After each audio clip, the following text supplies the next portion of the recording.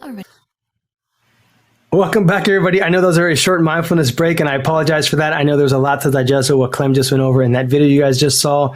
Please, again, keep an open mind with me here. But I want to get us back on time, back on track here. Our next speaker is Jef Widgren, a very good friend of mine as well. Also, someone who I call for help as well with a lot of things. If you guys don't know who this gentleman is, and if you guys don't know what the Zoom Test Kitchen is, this is the man, the myth, the legend behind it. Tonight, we're going to be talking about, or not tonight, this afternoon, we're talking about virtual production, house of worship versus secular. Before we get into that and dive into that a little, Jef, do you have any things you want to say before we start?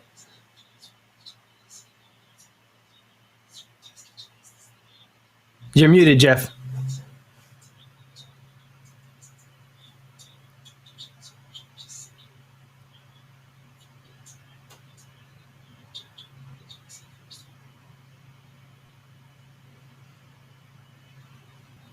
And we'll give it a second here. How about that? Yep, I hear you now. Okay. Level good? Not too hot, not too cold? Level sounds good to me. All right, good. In the chat, if you guys want to chat with us real quick, let us know if he's too hot, too low, and we'll adjust it on our end. Yeah, just wanted to say hi, say thanks for I've been tuned in all day, and just been some great sessions, great discussions, great learning, some common threads, and it really interesting. Even the keynote speaker, that conversation, wow, it was super aligned. As different as the titles may be, super aligned to the same thought concept that I landed on with this next hour. So it's just where we are. And that is, there was pre-pandemic, there's the pandemic, now there's, near post-pandemic, and now we got, if we thought we had it hard, now it's hard. We got to figure some things out, and it's really interesting to me. Fun, a lot of fun. So yeah, ready to get rolling. So, well, very good. I am Jef Widgren. It's just been cool to sit back and listen today while I was getting ready as well, and realize, try to take in what's really going on. Like what's truly happening behind the scenes, and not even with Omar and his team and so forth, but a speaker, we just heard from Tampa, we heard from Orlando, Brazil, India. I'm in Kansas City, and it's crazy to me, because I translate that down to my background in IT, which is in data center technology sales, storage, compute, and networking for many, many years. I think about all the routing and the hops that take place from here to there, and I equate it to just simply saying we are in a very risky business.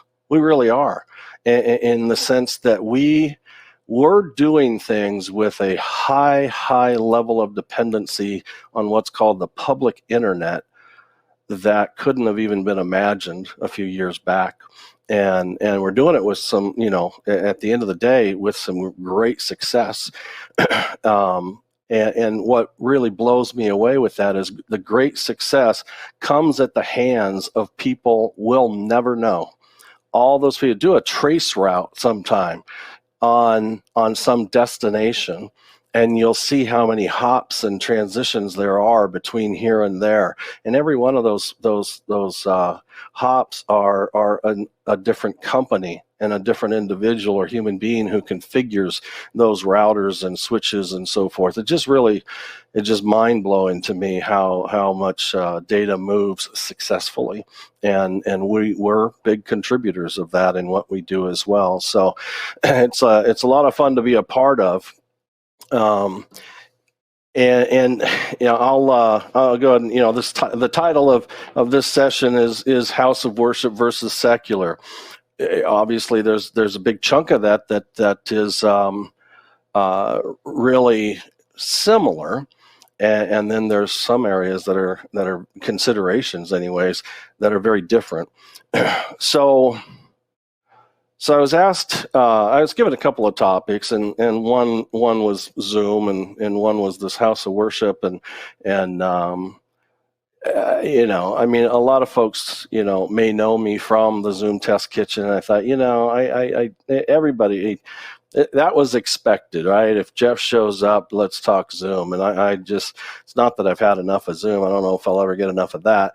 But, but needless to say, I wanted to share another side of what I do as well, because one side, I can introduce myself as jumping into this industry full time towards the beginning of the pandemic, firing up a business, establishing a business with a name called Stream Sharks, and doing that earlier last year, which sounds super fresh and super novice and so forth. But 10 years prior to that, now 11, I've been streaming for my church on a volunteer basis, like a lot of folks do, and so there was all that experience, I guess, that lent itself to. So I was out of work.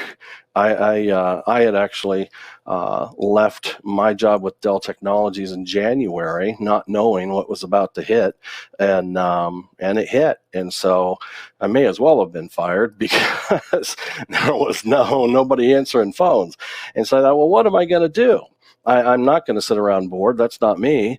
And what do I have to contribute? And I thought, I'm going to take all this experience in IT and the streaming and apply it. And so I found myself pretty quickly on Zooms with people from churches all over the world, literally, just helping them, guiding them, providing some instruction and so forth through this panic, really, of, pastors and leaders of churches, then organizations as well, of how are we going to reach our membership? How are we going to reach our customers and so forth? And so, I was providing that guidance, and sometimes, configuration remotely and so forth, but it was fun. I had some challenges that I certainly didn't cure all by myself, but, I can say, I've been doing this for 11 years, but fact is it was really, really, really different. When I started, it was literally a webcam, and then a handy cam, and Microsoft media player, that didn't tolerate a bad stream of data at all. And so it was horrible trying to make it happen. But I was delivering out to 11 different chapels that were full of congregations, because we have membership in our church that is some of them live as far as 2 hours away, and so to deliver it that way was just made a lot of sense a long time ago. So I've been doing that, but the pandemic for me was not necessarily having to learn about streaming and encoding and all that. It was about, how do I scale 11 destinations to 4,400 members, and that changed my world a lot, and it changed the backbone of our church a lot as well, and they really had to scale their cloud platform to be able to support that. So that's a little bit about me and where I come from, and the love and the passion that I have for Zoom on one side of the world, and production in general, and then why this topic of house of worship seems pretty well aligned with my experiences as well. So feel free, contact me. I have no fear on putting out email addresses and phone numbers. I've had my phone number on my LinkedIn, I bet, for 8 years, and I've never ever felt haunted by doing so. So it works super. Feel free, text that number if you'd like. I love coaching. I love mentoring. I love consulting, and I do love live streaming as well. But I feel really, really blessed in the sense that when I really dedicated myself to this industry and these efforts in particular last year, that I did it. And this all comes from answers of questions I've asked people who've been in the industry a long time. I did it when when a good part of the industry became very friendly. And not to say that, it was, super bad, but there were probably a lot of secrets kept and protectionism in place and so forth, to where there certainly weren't, these communities that have come together, such as AV Tech Talks and Office Hours and Test Kitchen and so forth, that has really softened hearts and brought out the coaches and invited the students and all that. So I feel really, really blessed that the timing of it has been so good for me as well. So I'm just going to run through setting up the discussion pre-pandemic first. What was the value of streaming? Because there were houses of worship and organizations that did stream, not lots, but there were some that streamed.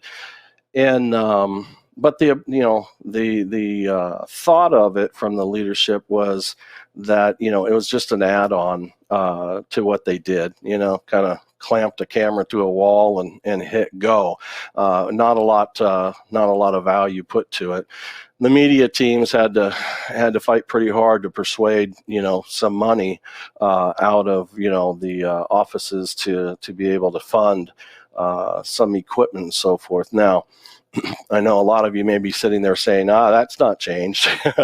and I realize that, but it certainly freed up. I mean, 3 months prior to the pandemic versus 3 months into the pandemic, you could have freed up thousands of dollars for purchases. Now, if you could find that equipment is a whole different story, because the depletion of inventory became a real problem really quickly as well.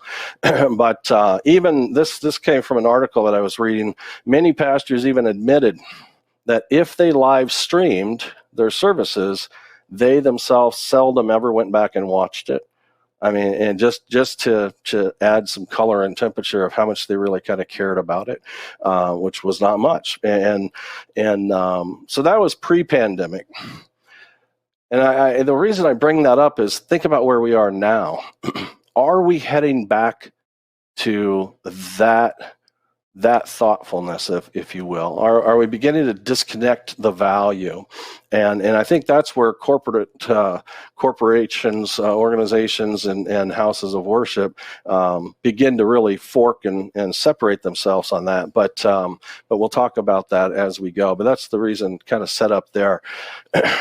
Have you heard that there is actually more than one pandemic?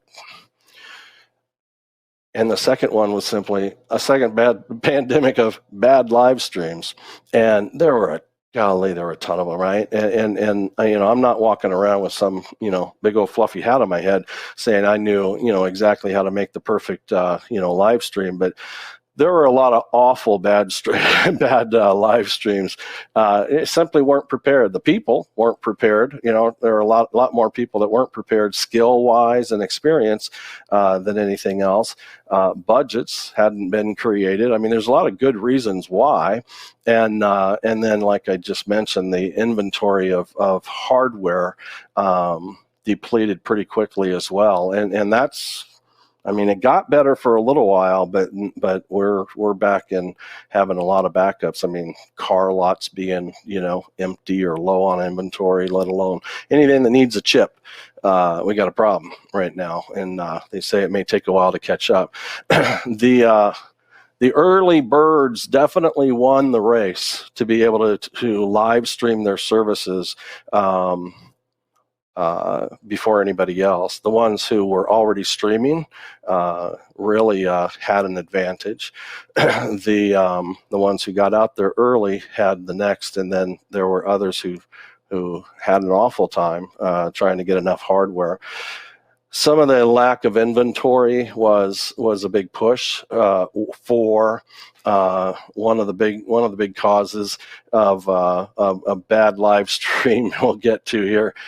Poorly mixed audio, that'll definitely make for a bad live stream. Video that's not white balanced can be horrendous. Broadcasts that are made from, and it's pretty common, a hodgepodge of camera makes and models, and then the good old portrait mode iPhone streams. from the back of the room even, and if you can't find the equipment, if you can't purchase the equipment, you got to come up with something. Now, early in the pandemic, when nobody was going anywhere, there were a lot of pastors literally sitting just like me in their offices at home and and looking at their iPhone and speaking to their membership and so forth. Then there were some who just had very minimal numbers of individuals involved in the church building for the productions, and took care of it that way. But it was tough, and so finally, I put this content that sucks, and just to put it bluntly, and I'm not picking on pastors and their content and so forth. What I'm really pointing at here is the lack of concern or awareness or admission that a virtual remote audience has to be delivered to differently than a live in front of you audience. It's just a fact. I think that's a pretty common thread right now, even in today's discussions, is do we need to plan differently, develop differently, separate virtual from live, or how do we, if we do it together at the same time, how do we do that successfully without alienating our remote viewers? And I think it has a ton to do with the content, the organizational aspect of that, the planning for that, which is very, very specific to the remote viewer and has very little to do with the in-person audience member. I popped up a few things. These are still out there. I just screen grabbed a few of these this week and just post on Facebook. What's a good camera to broadcast with on a limited budget? What's a good brand of rechargeable batteries, and can they be purchased from Amazon? This one, if I knew who it was, I'd probably pick on them and go, are you serious? Like maybe an opinion on a good brand, okay, but they even have like most popular sorts and so forth, and who doesn't know how to get to Amazon? But needless to say, it's there. These are still, I mean, this many months later, folks still striving to learn along the way, and this is. Do you have recommendations for online of handling live stream and sound? And might I say, I'm no sound engineer by any stretch, but the year that I've learned the most about sound is this last year, and the people that I learned it the most from would be like Ed Willick and others from AV Tech Talks for sure. And it's a huge topic. There's no question about it with sound. This one again on sound. Audio and keyboard is muffled when the keyboard plays. Is there a simple solution for a small setup that will correct this? And I just point in on some key words that often show up: limited budget, cheap, simple. Some of these things aren't simple, and sometimes they're not inexpensive either. But the expectations are, I want great for next to nothing, and that's a really difficult conversation, and so or even recommendation. This is when I had hope early on. I posted this on April 12th, 2020. Feeling like we were going to get out of the pandemic pretty quickly after this date and post. Now, I know you can't read this, and it's not meant to be, read top to bottom, but basically it's a word of warning to everybody around, I said, a future audio concern that I want to share. Our houses of worship have been quiet, limited often to just a pastor or two, maybe a position and a couple of technical folks. This won't last forever was my whole bit. That's my hope. And quite honestly, at the end of the day, it's easy to live stream that audio. There's no music, there's no bands, there's no drums. Not that every church has them. My church doesn't, actually. But when you get crying babies and foot shuffling and congregational noise in general, plus all the music and so forth, you end up with a whole different problem ahead of you. And the ones who struggled, I think, a lot on the audio were the ones who didn't recognize what they were in for. And so what they did was they just plugged into or tapped off of their existing soundboard, because most churches have those. But those were the mains. They weren't separate outputs. And and without having a separate output, what happens when people start showing up again? Now you have all the background noise. Now you have the band back on the stage and vocalists and so forth. It's all the same output. Well, the one running the board in front of the house is the sound engineer. And he's only mixing. They are only mixing for the house. And let me tell you, the dynamic range of a cell phone compared to a chapel that has a decent sound system and all are very, very, very different from one another. And that mix needs to be different.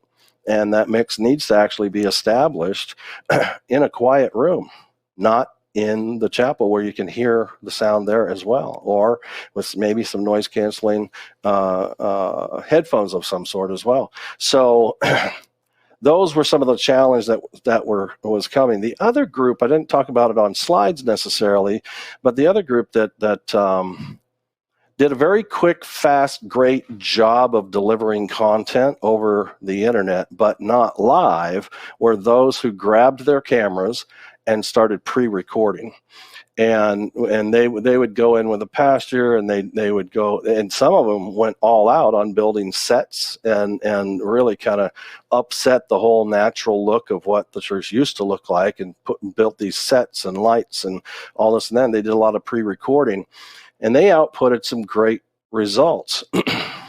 Unfortunately, they weren't building any experience to live stream. And so really they were kind of putting that off, knowing that one day people are going to come back. And I don't know if they thought they were going to just be able to flip a switch and everybody's going to be back and no one will be remote and so forth. But that's just not reality, right? I mean, some people, are high risk, and some live in communities that are not vaccinated enough, if you will, and as they evaluate the numbers and all those things. So it's going to be a slow transition. And so they came out, or they're coming out right now, unpracticed on live streaming. And so I think there's still a decent segment of folks that are out there challenged with, now what do we do? We have the cameras, we have the soundboards, but we haven't been live streaming, so now what do we do? So they almost appear to be latecomers, although they were outputting and publishing some really, really great content at the time. All right, moving on. The audio mix is definitely a real deal. That is, go out dedicate a separate aux port. You can actually, some houses actually have multiple boards that one board will mix for that and the other that, and there's that's where I'll break down on the science on it, but we do a aux port out and just send the pre-fades over to that and remix it for the stream versus the house itself. So it's something that definitely has to be considered. Some have mastered it. Some have done great. Some have put in Dante because of it to help with that solution, and that's certainly good as well.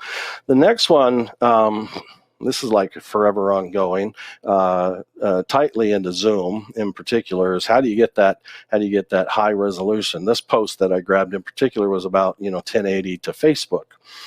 If I had an interactive audience, I'd be going, hey, everybody raise their hand, and who believes that you can't stream 1080 to Facebook, because I've seen lots of threads. You can only send 720. That's all you're ever going to get, and it's just not true. I've got vMix in my mix of tools, and vMix is an established partner with Facebook and their API, and there are several vendors who are and take advantage of that. And when they are a partner, and you stream 1080, they'll show 1080 and they'll archive 1080. And when people view it, they'll see it in 1080. And so it's absolutely doable. You just have to use the right tools to do it. And naturally, you have to have the cameras that do it and, all that jazz as well. But it's definitely doable. Now, I heard earlier, and I don't disagree at all, that 720 is a perfect place to be. And in most cases, it really is. I think in the Zoom world, when we share a document with a lot of text, 720 to 1080 actually is visually very distinguishable because we do it through a virtual camera versus a share, like a Zoom share. But that's probably like the most glaring part that I can really point to. Other than that, 720 really is quite pleasing, and it's really, really efficient. And I think we all have to do our part with. Don't let your expectations outdo what's really necessary or required, because the impact, if you will, on the internet itself and your own broadband and so forth becomes really high really fast, and for a fairly indistinguishable difference. I mean, 1080, 4K, when 60% of your audience might be viewing on a mobile device, there's absolutely no reason for it. And so just things like that can be considered, but there's no perfect science to it either. Copyright. This is an endless one, right? And there's no really distinguishable difference between organizations, companies, and churches on this one. I think churches are probably often more guilty of copyright infringements and so forth. Not by, I don't think it's really by intention or anybody saying, I don't care, I'm just going to do it. Most of it's unawareness. It's out there publicly. Let's just use it and do it. To be able to use it in a meeting often is much more acceptable than kind of the absolute brick wall when that same rule that says you can do that internally on a private meeting, for instance, absolutely says there, but that does not mean you can stream it out on public social platforms. And that's where a lot of the problems come into play, where you can get hit at different levels. You can be warned, you can get strikes. You can literally have your stream shut down during the live stream. You can have the archive have replaced music or muted areas in it when it's music. Sometimes it can be the background, logos, things like that are on your shirt, on your wall or whatnot. And so we've all had to become a lot more aware of what's getting delivered, both audibly and video-wise. And I've probably had more, I don't want to say heated, but intense discussions with pastors who are, arguing, the ability to do that. And it really is, sometimes you go, okay, let's do it. And knowing that you're probably going to get struck or shut down and so forth, and you just have to kind of let the results become the results, to say that's what happens when we're doing this out on social platforms. Considerations, we're going to get to a spot where we say, well, what do we do? In this particular context of copyright, is choose your platform to a degree. And that is, if you're going to go on public social media sites, you really kind of have to, figure out why you're streaming, right? And we got a section on that, so I'm not going to jump ahead, but you got to pick your platform, and I'll align that here in just a few minutes. Volunteers, that's a toughie, right? I mean, especially in churches, so many ministries are made up of volunteers, unpaid clergy, if you will, and so there's really some associated challenges with that. I threw this one up there, and not that the context of this second one, other than the title, Outdoor Gatherings, this became really, really popular. This one happens to say, hey, we're going to go have a picnic and this and that. Talking about, cell phone coverage maybe being a challenge. But it reminded me of churches that had, they got creative, which I go, hats off. I mean, there were so many things that were learned, developed, in a very creative box, such as drive-ins. If some of you experienced any drive-ins where everybody could come to the same place but stay in their vehicle, and some would seek out, the tech people would seek out maybe a short distance, low rate FM transmitter.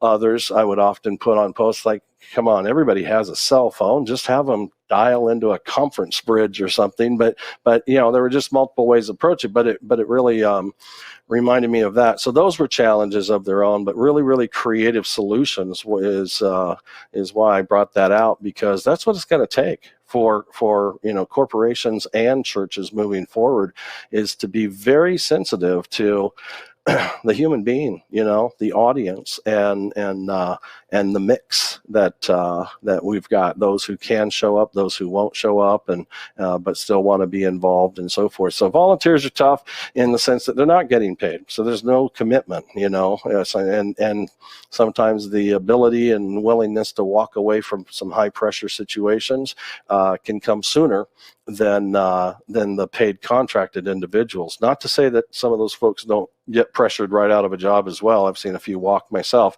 but but needless to say, usually you have a bit more commitment and maybe a higher level of skill and experience and all those things. So anyway, just a lot of different challenges. So my point here is simply, we've gotten through a lot of it, and we've figured out a lot of the mechanics, the cameras and switches and lighting and audio and so forth, and but folks are coming back.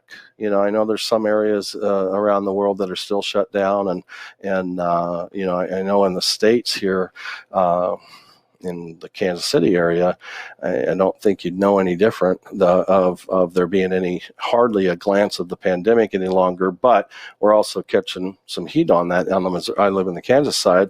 On the Missouri side, they're making the news right now on some rising numbers. So we got to be careful, and this is gonna be around for a while. So then what do we do? Where do we go from here?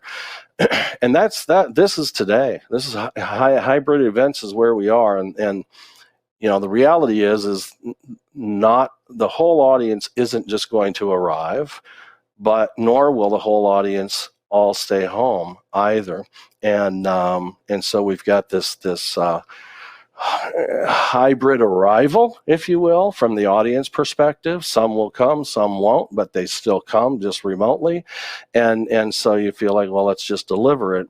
The big question is do we have to customize our delivery for the remote audience versus the local audience? And I'll get to my thoughts and opinion on that. I think there should, in fact, be a difference. I just threw this one in here that is, what's natural human behavior? If I had, my wife and my son standing in front of me, but behind the camera, which they're not, in this room right now, my natural behavior would be to look at them, human to human, instead of the lens, knowing that you're my audience. I don't love looking at cameras.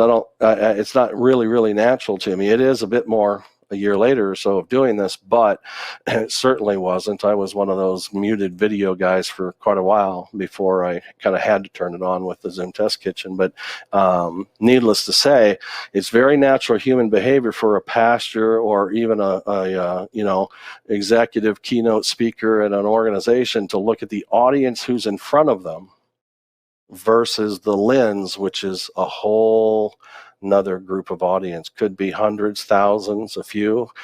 It really doesn't matter the number, but how quickly that audience can become alienated, feel alienated by the focus or lack of focus from the speaker, let alone the way the program's been developed. And it really is obvious that it's catered to a local place, and you really wish you had been there, or you're simply your offendedness is larger than your wish to be there, and now you've lost them, whether that's a member of your congregation or a customer. I think that can affect both organizations just the same. And then finally, humans are easily distracted and bored. Some of you might right now. I'll just say, some of you right now might, in fact, because you're watching this on a browser that you might have a second or even a third monitor with another browser open, with YouTube open or Facebook open. We can access endless amounts of data. When Jef gets a little boring or not talking about something that really relates to you and so forth, bing, bing, bing, away you go. I'll never know, but we get easily distracted. Part of that has to do with the content. Part of it has to do with the speaker and their talent, their skills, their experience, their awareness of delivery to a remote audience. Part of it has to do with how the program was developed. Part of it has to do with the very platform in which you're delivering it to. So, that could be the difference between, if you're going to stream it on YouTube, welcome to a very distracting environment. If you're going to stream it on Facebook, another very distracting environment. And so to be able to gain focus, it's like, hey, going to a park that has 10,000 people in it and expecting to gain the attention of most of the people in the park. It's going to be next to impossible. And versus going on to like a Zoom platform. I'm not going to turn this into a commercial, but like a Zoom platform, which is really more of a private party. And one, you don't have the copyright cops there because it's not a public social media. It's considered a private meeting until you start streaming, and then that changes the rules a bit. But needless to say, and none of my suggestions of kind of private platform versus public platform has anything to do with me suggesting the ignoring of copyright laws and so forth. So that's not what I'm coming from. But if it's a private meeting and the organization has gotten the permissions they need to and so forth, fact is at the end of the day, you can do everything. You can get your CCLI and the certs and so forth to be able to play this music and sing these hymns and so forth that are copywritten and still get shut down. Period. I downloaded some music tracks from YouTube's free music, copyright-free library, and they still tagged me. I'm like, goodness, I don't know what else to do. And so it's not a flawless AI that's processing all this information on the fly, and so there's no guarantees. When you get onto a platform and you know that you are just in using it, then you're kind of double covered, right? You've done everything right. So this is really where we're at time-wise. I got about 12 minutes left, it looks like. And, it's this, gosh, I've heard this through this entire event. Is it hybrid? Is it in person? Is it virtual? And so forth. And it's, gosh, time is going to tell. I heard it with the keynote speaker. Time is going to tell, but I will say, this is where I really think if you ask the C-level at a corporation versus a pastor at a church, you're going to get very different driving reasons why. And so let's, we'll go with the church first. If I were to interview a leader of a church, well, I'll even share a comment. So one of the last big broadcasts I did to our 4,000 plus members about a month or so ago, we had a problem.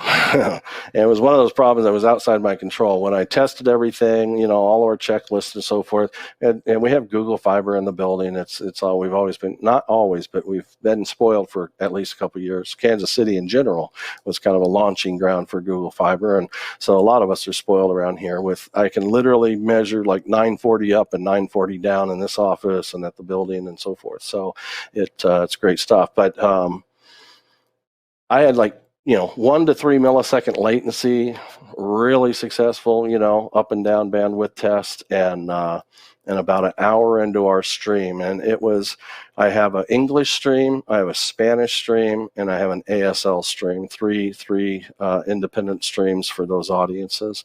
And have done it many times. And but about an hour into the program, all of a sudden my latency went up to almost 200 milliseconds.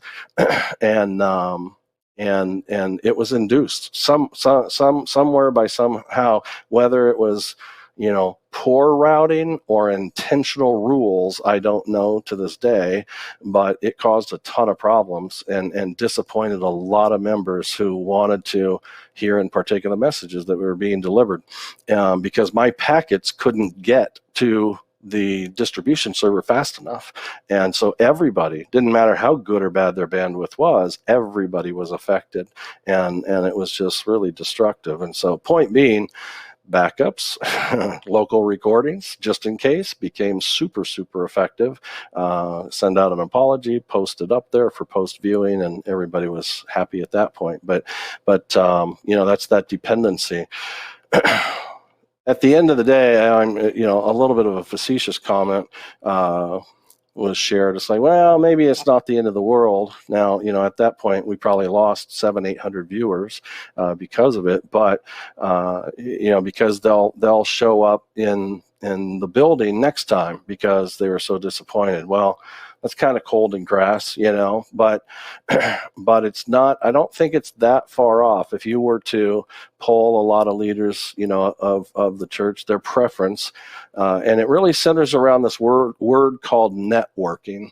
On the business side, event companies and corporations, event companies are a special party of their own, because it's what they do. It's their their bread and butter's been events and live event companies. That's what they do, and so they all lean that way, completely understandably. They want to see it all come back, and so they describe one of the biggest misses of a virtual, let's say, trade show or convention or whatnot, is the lack of ability to network.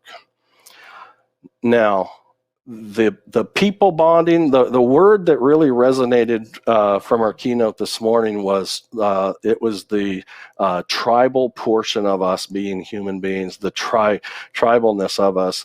That really resonated really well in the sense that there is that factor. But to say that we can't network would be to say we haven't learned a darn thing over the last year and a half on all the Zoom meetings we've been on, all the test kitchens, all the office hours, all the other communities, AV Tech Talks and so forth, that we haven't learned how to appreciate the networking that we have built up over time through a virtual experience. I will firmly say that I maybe have met in person one of probably my 30 new peers and friends in this industry. And I would say they're some of my best friends, my best contacts. I mean, they're certainly not limited to just a business relationship and so forth. And so I don't necessarily fall into that trap that is not. I think the pandemic in the virtual world was a great equalizer. I think the superstars out there who you would have had to pay $1,500 for a backstage pass became willing to join my Zoom meeting. The audience member, the super fan of that superstar who would have paid $1,500 but would have never paid anything special to meet that person that they adore so much, now will easily pay $200, $300, $400 just to get on a Zoom with them and literally have a conversation. The willingness from both parties became a paying party. One stepped off their ego, if you will. That used to be a huge stage and became very personalized with a lot of their audience as well. And so I think the whole experience has been very equalizing to a great degree. And so I think there's some things that we need to, one, recognize, not forget, and not just roll back to where we used to be. Because I'll tell you, rolling back and disregarding the remote audience it doesn't even matter whether we agree with why they can't get there. They used to not be able to show up because they couldn't afford a ticket, or they just had a baby. And we never criticized them because of that. And we certainly can't criticize them because of health reasons or choices that they're making to not. But they want to be a member of your organization, or they want to be a customer of your organization. Therefore, are you, as an organization, are you making an effort for your remote audience that exceeds asking Johnny to stand in the back of the room and turn his iPhone on and live stream it for the people who want to watch it? Truly. I mean, really. Like, you can go spend a bucket load of money on great cameras, great mixers, video switchers, and all that. But has the content, has the delivery, and has the attention to that remote audience been taken into effect at all? And I'm telling you, that is the hot topic, and that a lot of organizations, churches, and companies both, if they haven't gotten on that platform of consideration yet, they need to. There's no question about it. And because organizations learned this, they learned. They were forced, like all of us, right? We were forced to be home. They were forced to send us home. And they would have never, most of them would have never accepted the risk that they attached to the challenge that might have been posed. Go send your entire remote workforce or home and see if you can survive as an organization. Most of them would have said, get out of here. That's a crazy thought. Because there's far too many leaders out there that had far too much face time value, which means you have to be in the office, than was really justified. And so they were forced to enter into that experiment. What they found out was their workforces actually probably became a lot healthier, which has been mentioned here today. A healthier life balance, lifestyle, healthier person. The organization gained all the productivity from every employee who no longer had to commute. They got productivity out of them as well. And the people are happier because, which has also been mentioned, you're closer to your family more often every night, things like that.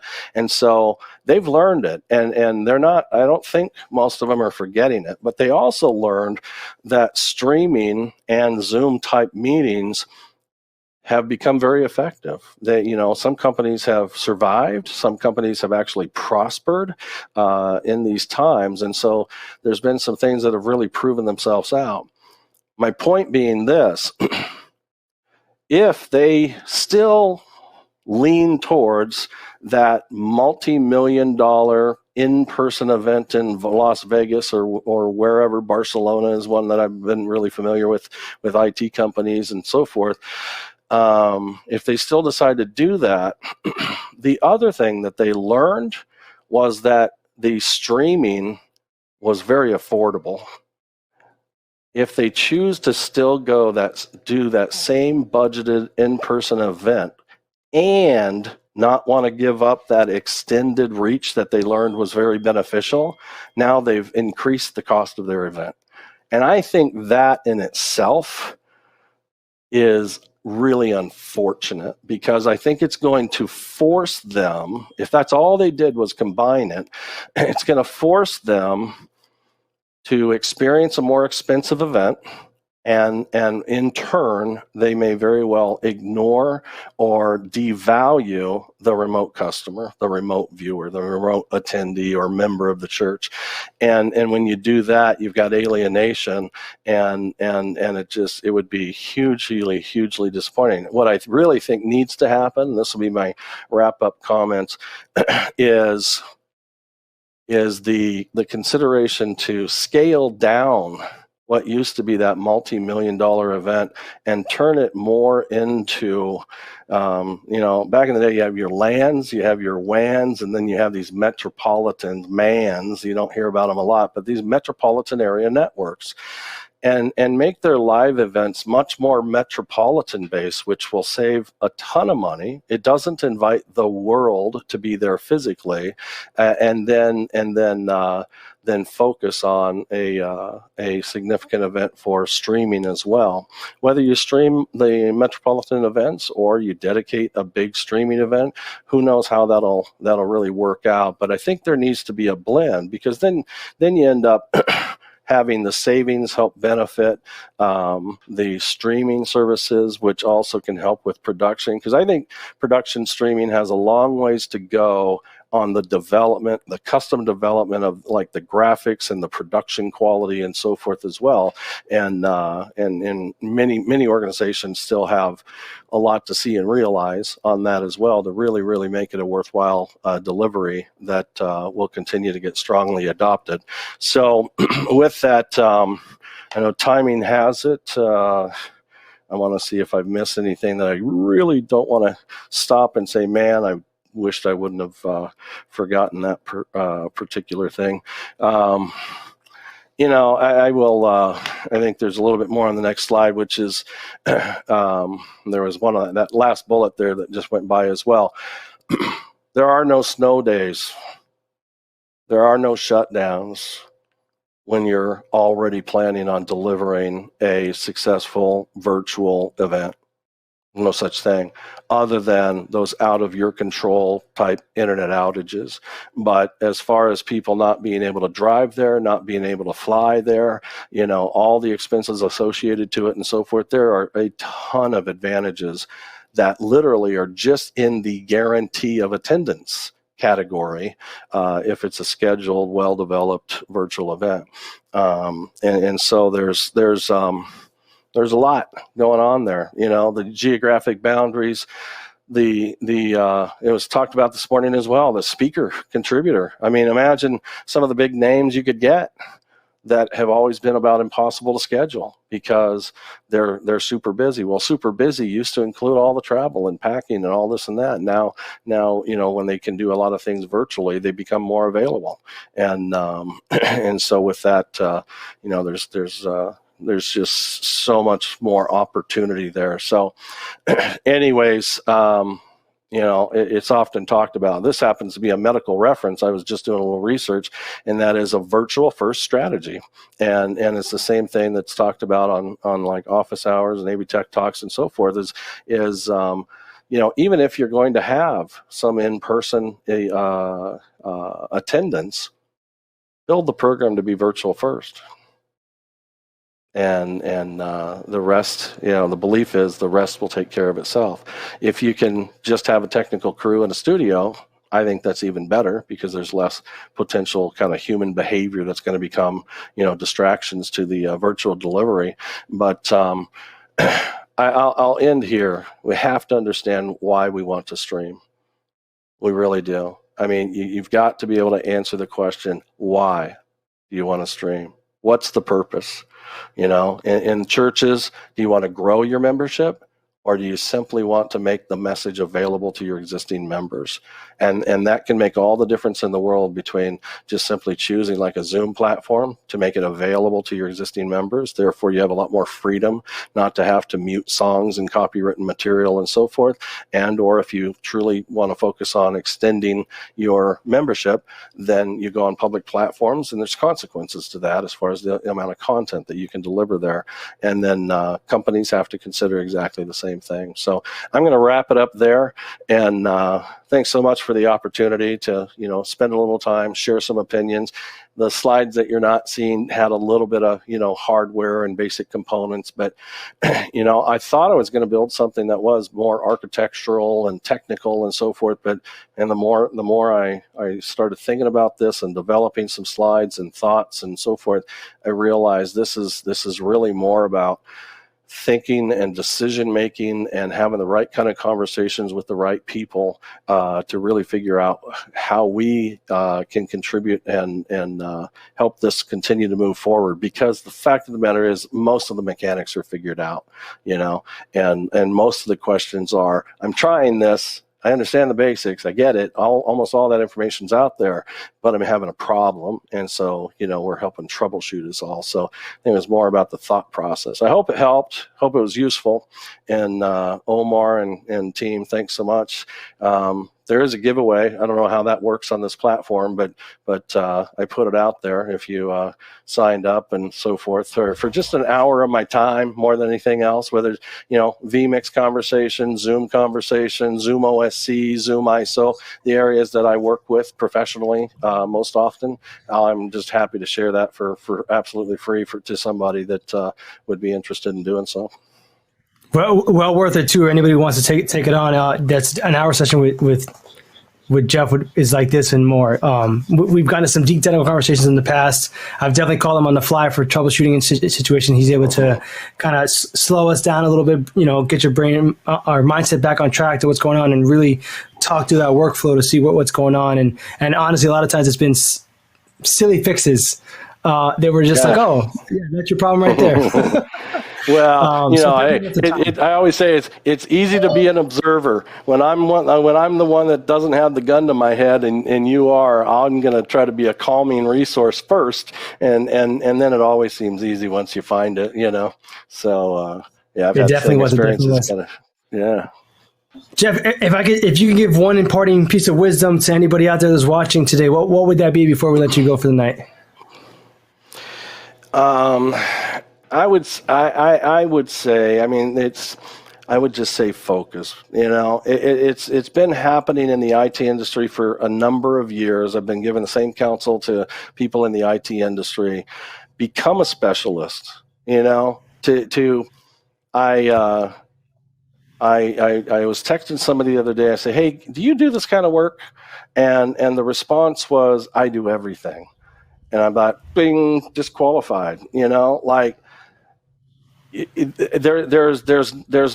little to trust from somebody who says, "Oh, I can do anything for you." There's no confidence in that kind of response of what you're really, really good at.